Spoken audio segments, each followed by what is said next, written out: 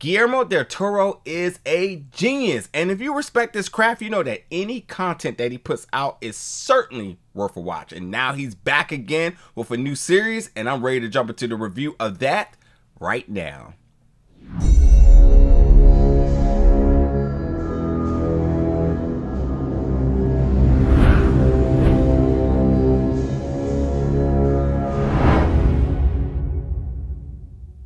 What's up, everybody, and welcome back to the channel today for another review. And today, folks, we're going to be reviewing the new series Guillermo del Toro's Cabinets of Curiosities, which is coming to Netflix October 25th.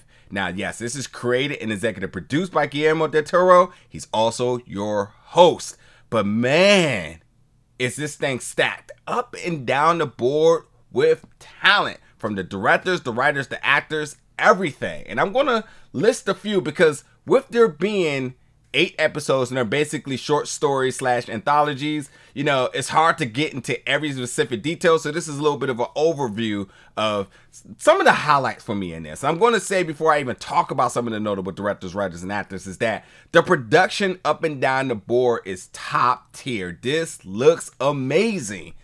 Visuals alone, it looks amazing. You just turn it on mute and just watch, you're just like, wow, this looks and feels like big budget quality here. So by all means, you're getting top tier quality production and then storytelling from the writers, the directors, and the actors. And a couple of folks that kind of stood out to me that I should mention is Keith Thomas, Vincino Natali, David Pryor. These stories are based on stories by H.P. Lovecraft, should mention that. And then actors, you have Tim Blake Nelson, Andrew Lincoln, my guy Andy, Ismael Cruz Cordova, Gina Davis, Eric Andre, Peter Weller, and David Hewlett.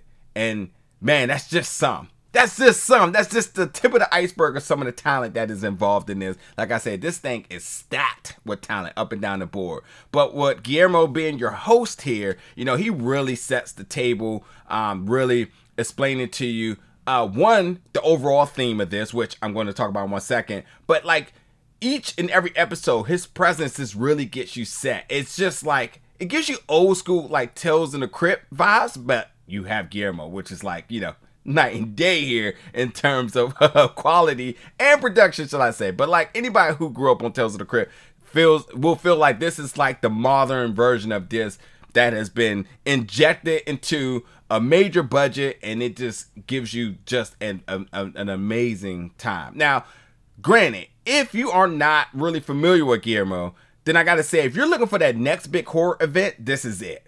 8 stories, an hour each, all short stories, which easily could be feature-length films or even a series that you're just, it's fantastic in what they can do in an hour in these stories.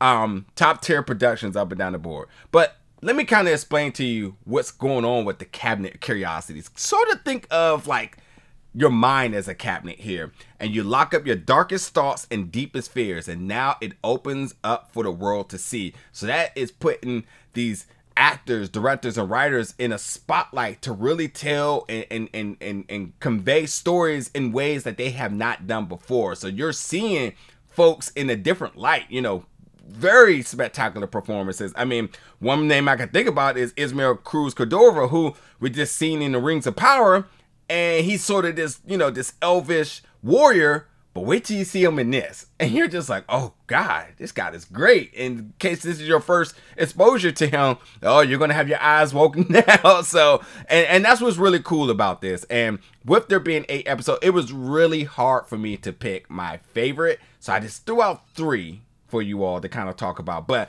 up and down the board, I did enjoy most of the 8. Some of the stories worked for me, some of them didn't. The production across the board was still good. But I think that's just like the uniqueness in the horror genres, that the sub-horror genre, it's a little bit of something for everybody. So, you know, whether you like a creature feature or a haunted house or something supernatural or sort of this realism in horror, like it gives you a little bit of something for everybody. And, you know, some stories really work for me. Some stories I was like, I didn't mind it, but it wasn't my favorite. But speaking of my favorites, which was really hard, and I feel like this is even slighting some other ones that I'm not going to mention, but Lot 36, the first episode was great. IMDb does not have it listed as the first episode, but on Netflix it is, just, you know, FYI. But Lot 36 was fantastic. This one does stars Tim Blake Nelson, who's just amazing. He's basically this Storage Wars guy who is definitely in debt. He's broke. And he's just kind of a terrible human. He's mild racist, or maybe just all the way racist, you know? He's just like this very neo-patriot, where like he feels like everybody is in debt to him because of his service to his country, and thus everybody is inferior, which definitely has him pulling the race car every single time that he can. But yeah, he plays this guy Nick. But anyway, he bought this storage because he was hoping to flip it to make some money to pay the people that he owed, which they're not happy because they say, hey, I didn't tell you could leave town. But he decided this is the way to do it. But in him doing so, there's a lot of back-pocketing deals going on, him stepping over folks to do so, treating other people wrong. And this is a lot of karma because he thinks he's buying just a potentially profitable storage unit. Instead, he buys a lot more. And karma, as we said. So that was an interesting one that I really thought like, oh, this is going to be good. If this is how the story is going to be, this is going to be good. The next one I thought was really cool was Dreams in a Witch House, because I thought this was special visually. This one just really stood out visually, where you have a brother who brings his sister back from the dead, but he brings back a lot more than his sister. He kind of opened up a portal and a lot more things started to walk through. But like I said, the visuals was nuts. The star power in this, the acting, the character work, everything really comes together really well. And I think too, when it comes down to the visuals of the witch, holy hell, it looks amazing.